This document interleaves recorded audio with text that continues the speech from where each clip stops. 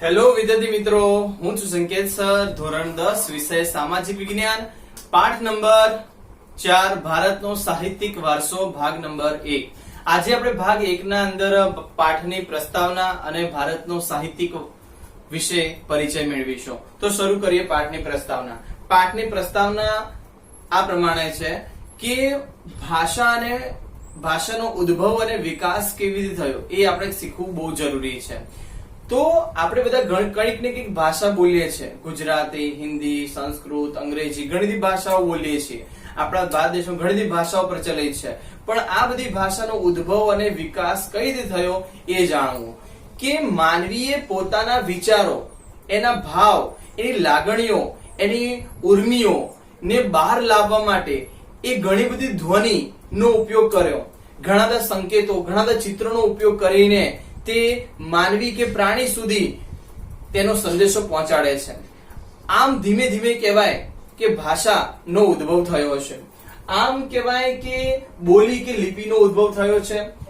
આ લિપિએ ભાષાના ઘડતર માટે બહુ મોટો ફાળો આપ્યો છે. સમયાંતર એટલે કે સમય જતા પોતાના એટલે માનવીના વિચારોને અભિવ્યક્ત કરવા માટે ભાષાનો ઉપયોગ થાય છે. વિદ્યાર્થી મિત્રો, આપણા મગજમાં કોઈ વિચાર ચાલે છે, પણ આપણા મગજમાં જે વિચાર ચાલે છે, જે વિચારીએ છીએ, એને બહાર એક્સપ્લેન કરવું હોય, એને કહેવું હોય, તો એના માટે શેનો ઉપયોગ કરીએ છીએ? આપણે ભાષાનો ઉપયોગ કરીએ છીએ. અને કઈ ભાષા ઉપયોગ કરશું? જે ભાષા આપણને બહુ જ આવડે છે. આપણે ગુજરાતી છીએ તો ગુજરાતી ભાષા આપણને આવડે છે, તો આપણે જે વિચારીએ છીએ એ વિચારોને આપણે ગુજરાતી ભાષામાં રજૂ કરીએ છીએ.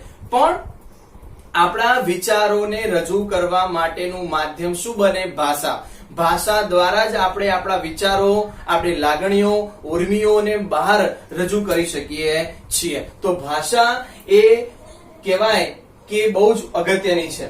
આ ભાષાના સર્જનાત્મક ઉપયોગી માટે સાહિત્યિકનું વારસાનું સર્જન થયું છે. પ્રાચીન કાળથી ભારતીય સાહિત્ય તેની વિવિધતા અને વિશિષ્ટતા માટે પ્રખ્યાત છે. વિદ્યાર્થી મિત્રો, ભારત દેશ આજથી નહીં પણ પ્રાચીન સમયથી તેના સાહિત્ય માટે, એના વારસા માટે પ્રચલિત ગણાતો હોય છે. ભારત દેશના અંદર ઘણા બધા વિદ્વાનો થઈ ગયા, ઘણા બધા ઋષિમુનિઓ થઈ ગયા, ઘણા બધા લોકોએ અલગ અલગ ભાષાઓ દ્વારા ઘણા બધા સાહિત્યોની રચના કરી છે. જેના અંદર ભારતના વિદ્વાનોએ પ્રાચીન સાહિત્ય રચના કરી છે. ભારતના પ્રાચીન વિદ્વાનોએ સાહિત્યને કેટલા ભાગમાં વહેંચ્યું છે? કયા કયા? આ પ્રશ્ન 1 ગુણનો પરીક્ષાલક્ષી આઈએમપી છે કે ભારતના વિદ્વાનોએ પ્રાચીન સાહિત્યને કેટલા ભાગ પાડ્યા છે? કયા કયા? તો સાંભળો, ભારતના વિદ્વાનોએ પ્રાચીન સાહિત્યને 2 ભાગમાં વહેંચ્યા છે. પહેલો ભાગ છે વૈદિક સાહિત્ય અને બીજો છે પ્રશિષ્ટ સાહિત્ય. યાદ રાખજો કે વિદ્વાનોએ પ્રાચીન સાહિત્યને કેટલા ભાગમાં વહેંચ્યા? કયા કયા? વિદ્વાનોએ પ્રાચીન સાહિત્યને 2 ભાગમાં વહેંચ્યા, વૈદિક સાહિત્ય અને પ્રશિષ્ટ સાહિત્ય. તો આ ઉપરાંત પણ કેટલીક લોક બોલીઓ, લોક ભાષા દ્વારા રચાયેલા સાહિત્ય પણ પ્રચલિત જોવા મળે છે. તો આવી રીતે આપણા ભારત દેશમાં અલગ અલગ ભાષાઓ દ્વારા અલગ અલગ સાહિત્યો, ગ્રંથોની રચના કરવામાં આવી છે. જેના અંદર મુખ્ય 2 છે, વૈદિક સાહિત્ય અને પ્રશિષ્ટ સાહિત્ય. આટલું ખ્યાલ આવી ગયો પાઠની પ્રસ્તાવના? ઓકે. તો હવે આપણે આ પાઠનો અગત્યનો પ્રશ્ન ભણવા જઈ રહ્યા છીએ. ભાષા અને સાહિત્ય વિશે ટૂંકમાં પરિચય આપો. પરીક્ષાલક્ષી અગત્યનો પ્રશ્ન છે કે ભાષા અને સાહિત્યનો પરિચય. તો સાંભળો કે ભારતના ઇતિહાસમાં આપણે અનેક નજર નાખીએ તો આપણને સદીઓથી વિવિધ ભાષાનો ઉદ્ભવ થયેલો જોવા મળે છે. આ ભાષાઓએ એકબીજા પર અસર કરી અને પ્રભાવ પાડ્યો. તેથી ભાષાના સમૃદ્ધ સાહિત્યિક પરિવર્તન આવ્યું છે.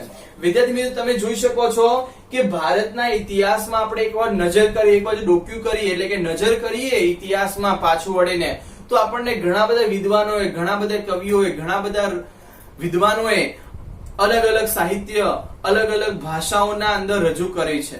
જેમ કહેવાય કે સૌથી જૂની અને પ્રાચીનતમ ભાષા કઈ? તો કે સંસ્કૃત ભાષા છે. મૂળ ગ્રંથ કયો લખાયો? કે ઋગ્વેદ લખાયો. મૂળ શેમાં લખાયો? કે સંસ્કૃતમાં લખાયો. પણ ધીમે ધીમે જેમ જેમ સમય જાય છે તેમ તેમ કે ભાષામાં પરિવર્તન આવતું જાય છે. શ્રીમદ ભગવદ ગીતા મૂળ શેમાં લખાય? કે સંસ્કૃતમાં લખાય. પણ હાલમાં આપણને ગુજરાતીમાં જોવા મળે છે, હિન્દીમાં પણ જોવા મળે છે, મરાઠીમાં પણ જોવા મળે છે, તેલુગુમાં પણ જોવા મળે, દરેક અલગ અલગ ભાષામાં જોવા મળે છે. એટલે કહેવાનો મતલબ શું છે કે ભાષા સાહિત્ય સંસ્કૃત ભાષામાં લખાય છે, પણ એનું રૂપાંતર અલગ અલગ ભાષામાં કરવામાં આવેલું હોય છે. આવી રીતે કહેવાય કે રામાયણ, મહાભારત, પછી પંચતંત્ર, હિતોપદેશ, આવા ઘણા બધા ગ્રંથો છે કે જેની રચના અલગ અલગ ભાષાઓના અંદર કરવામાં આવી છે. તો વિદ્યાર્થી મિત્રો, આપણે એવો જ ભાષા સાહિત્ય વિશે પરિચય મેળવવાના છીએ. તો સાંભળો કે ભારતના ઇતિહાસમાં નજર કરીએ તો અનેક પ્રકારના વિદ્વાનોએ જુદી જુદી ભાષાઓના અંદર જુદા જુદા ગ્રંથો કે જુદા જુદા સાહિત્યની રચના કરેલી છે. આ ભાષાઓ એકબીજાને અસર કરે છે અને એનો પ્રભાવ પણ પડે છે. ભાષાઓના સમૃદ્ધ સાહિત્યના અંદર પરિવર્તન આવ્યું છે. પરિણામે નવી નવી ભાષાઓ અને નવા નવા સાહિત્યનું સર્જન થાય છે.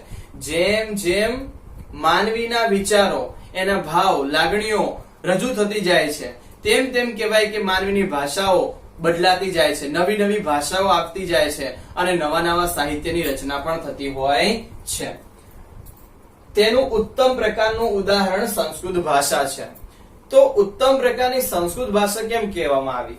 કે સંસ્કૃત ભાષા સૌથી જૂની અને પ્રાચીનતમ ભાષા છે. સંસ્કૃત ભાષાને દેવોની ભાષા, ઋષિ મુનિઓની ભાષા, આર્યોની ભાષા ગણવામાં આવે છે. વર્તમાન સમયમાં સંસ્કૃત ભાષાનો ઉપયોગ ઓછો થાય છે. માત્ર ધાર્મિક ક્રિયાકાંડ થતી હોય, પૂજા વિધિ થતી હોય, હવન થતા હોય, એના અંદર સંસ્કૃત ભાષાનો ઉપયોગ થાય છે. જેમ જેમ સમય જાય છે તેમ તેમ લોકો સંસ્કૃત ભાષાને ભૂલતા રહ્યા છે. પણ આપણી પ્રાચીનતમ ભાષા કઈ છે? તો સંસ્કૃત ભાષા. સંસ્કૃત ભાષા બધી જ ભાષાઓની જનેતા કહેવાય છે અને સંસ્કૃત ભાષામાંથી જ બધી ભાષાઓ ધીમે ધીમે વિકાસ પામી છે, ઉદ્ભવ અને વિકાસ થયો છે. સામાન્ય રીતે માનવી માટે તો અભિવ્યક્ત કરવા માટે અને જીલવાને ઉત્તમ પ્રકારની તક એટલે ભાષા. પ્રાચીન ભારતની લિપિ હડપ્પા સમયની છે. આ લિપિ આજે પણ ઉકેલાઈ શકાય નથી. વિદ્યાર્થી મિત્રો, આ પ્રશ્ન બોર્ડની એક્ઝામમાં 1 ગુણમાં એમસીક્યુ વિકલ્પ કે ખાલી જગ્યામાં તમે પ્રશ્ન પૂછાય કે 1 ગુણનો પ્રશ્ન છે કે પ્રાચીન સમયની કઈ ભાષા હજુ સુધી ઉકેલાઈ શકાય નથી? તો પ્રાચીન ભારતની લિપિ હડપ્પા સમયની સંસ્કૃતિની ભાષા આજ દિન સુધી ઉકેલાઈ શકાય નથી. કે એ સમયના લોકો કઈ ભાષા બોલતા હશે, એમની ભાષા કઈ હશે, આના વિશે કોઈ માહિતી મળતી નથી. એટલે એવું કહેવાય છે કે પ્રાચીન ભારતની લિપિ હડપ્પા સમયની આજ દિન સુધી ઉકેલાઈ શકાય નથી. વિદ્યાર્થી મિત્રો, આ પ્રશ્ન તમને પરીક્ષામાં પૂછાય છે કે કયા સમયની સંસ્કૃતિ હજુ સુધી ઉકેલાઈ શકાય નથી? કે હડપ્પા સમયની લિપિ હજુ સુધી ઉકેલાઈ શકાય નથી. એ સમયના લોકો કઈ ભાષા બોલતા હશે એના વિશે હજુ સુધી કોઈ માહિતી પ્રાપ્ત થઈ નથી. તો આ પ્રશ્ન પરીક્ષા લક્ષી બહુ જ અગત્યનો છે, ધ્યાન આપજો. હવે આગળ બીજો ટૂંકો પ્રશ્ન આવે છે કે મહર્ષિ પાણિની સંસ્કૃત ભાષાના મહાન વ્યાકરણ શાસ્ત્રી હતા. તેમને અષ્ટાધ્યાયી નામના ગ્રંથની રચના કરી. ક્યારે? ઈસવીસન પૂર્વે 4મી સદીમાં. તો અહીંયા 1 ગુણનો પ્રશ્ન કે અષ્ટાધ્યાયી નામનો ગ્રંથ કોણે લખ્યો, ક્યારે લખ્યો? તો મહર્ષિ પાણિનીએ સંસ્કૃત ભાષામાં વ્યાકરણ ગ્રંથ લખ્યો. આ ગ્રંથ ઈસવીસન 4મી સદીમાં લખવામાં આવે છે. આ ગ્રંથને કયા નામે ઓળખાય છે? અષ્ટાધ્યાયી. તો મહર્ષિ પાણિનીએ અષ્ટાધ્યાયી નામનો ગ્રંથ ઈસવીસન પૂર્વે 4મી સદીમાં આ ગ્રંથની રચના કરી હતી. કયો ગ્રંથ? અષ્ટાધ્યાયી. આ અષ્ટાધ્યાયી ગ્રંથ કોણે લખ્યો? તો મહર્ષિ પાણિનીએ. તો મહર્ષિ પાણિનીએ અષ્ટાધ્યાયી નામના ગ્રંથની રચના ઈસવીસન 4મી સદી એટલે ઈસવીસન ની પૂર્વે 4મી સદીમાં આ ગ્રંથની રચના કરી છે. આ જે અષ્ટાધ્યાયી ગ્રંથ છે એ ગ્રંથ વ્યાકરણ ગ્રંથ કહેવાય છે, જેમાં સંસ્કૃતના તમામ પ્રકારના વ્યાકરણને લગતા મુદ્દાઓનો સમાવેશ થાય છે અને બહુ વિસ્તારપૂર્વક, ઊંડાણપૂર્વક જ્ઞાન વ્યાકરણનું આપેલું છે અષ્ટાધ્યાયી નામના ગ્રંથમાં. તો આટલું ખ્યાલ આવી ગયો. હવે આગળ જોઈશું આપણે કે સંસ્કૃત ભાષા. ત્રણ પ્રશ્નો અલગ અલગ છે કે સંસ્કૃત ભાષાને કોની ભાષા ગણવામાં આવે છે? તો સંસ્કૃત ભાષાને આર્યની ભાષા, ઋષિ મુનિઓની ભાષા, વિદ્વાનોની ભાષા ગણવામાં આવે છે. ફરીથી કહું છું, સંસ્કૃત ભાષાને કોની ભાષા ગણવામાં આવે? સંસ્કૃત ભાષાને આર્યની ભાષા, ઋષિ મુનિઓની ભાષા, વિદ્વાનોની ભાષા કહેવામાં આવે છે. અને આજના સમયમાં વિશ્વ કક્ષાએ સર્વ સ્વીકૃત, ખાસ કરીને કોમ્પ્યુટર ક્ષેત્રે પણ બહુ પ્રસિદ્ધ છે. સંસ્કૃત ભાષામાં મુખ્યત્વે ધર્મ, તત્વજ્ઞાન, જ્ઞાન અને વિજ્ઞાનની ભાષા કહી છે. ટૂંકમાં ઓલ ઓવર આ સંસ્કૃત ભાષાને કોની ભાષા ગણવામાં આવે?